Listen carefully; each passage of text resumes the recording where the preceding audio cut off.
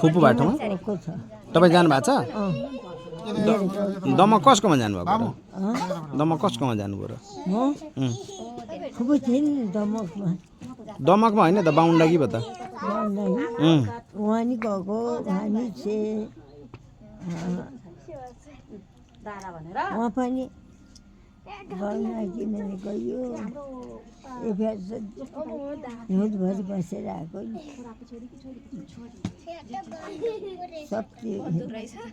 हिउँदभरि बसेर आउनुभएको नि उमेर थियो मान्छे चिनिन्थ्यो हिँड्न सकिन्थ्यो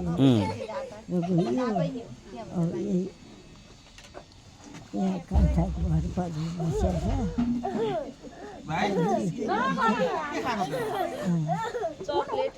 कति साल हेर तपाईँ म 18 सालमा सानुको बाबाको कौशलतारमा बस्छन् उठ्छ नि है कौशलतार गएको बेला भाइ छोरो कौशलतार राखे है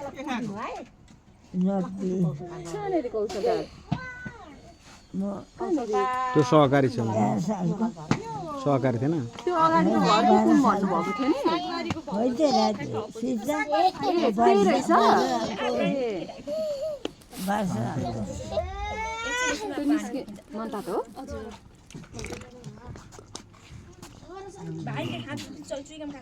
यसले कहाँ कहाँ के मिसाउँदैछ है हात त्यहाँ हालेछ ल एउटा दिनु छ अब बिगत निस्किया छैन होला झापा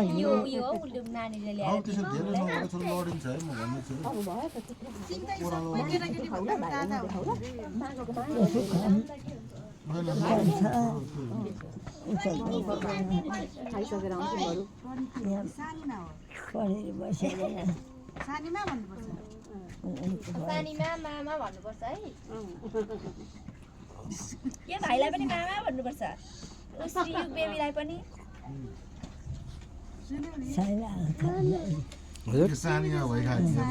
ऊ जनातिनी हो तपाईँको जनातिनी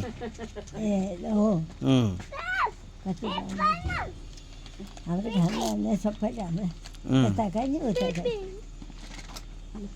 चिना जानी गरेर आएको बेला दाइहरू भाइहरू छोरीहरू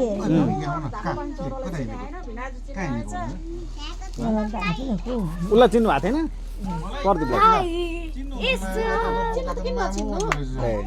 पहिला त किन नचिन्नु अहिले चाहिँ आज ए हरि चाहिँ होइन बढी चिन्ने गएको छैन हरिलाई चाहिँ बढी चिन्नुभयो झन् होइन नि ऊ चाहिँ बस्या हो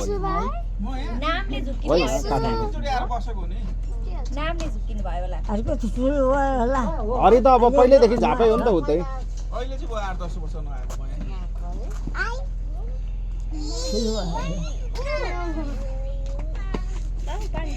पानी खान्छ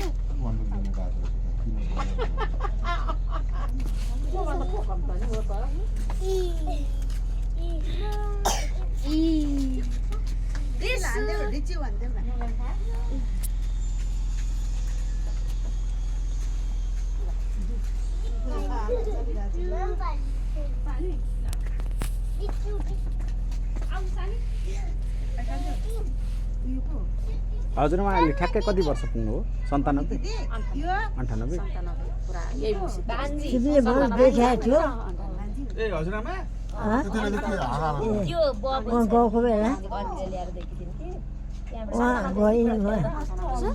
मङ्सिरदेखि लाग्नु भएको 97 क्रस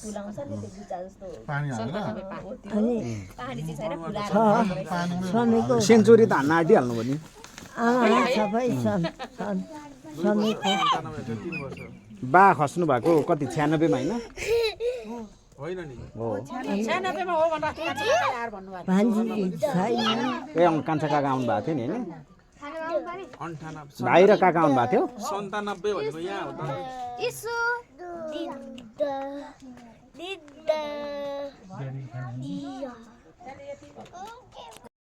हाम्रो भाइ हो नि त भाइको नाम सोध त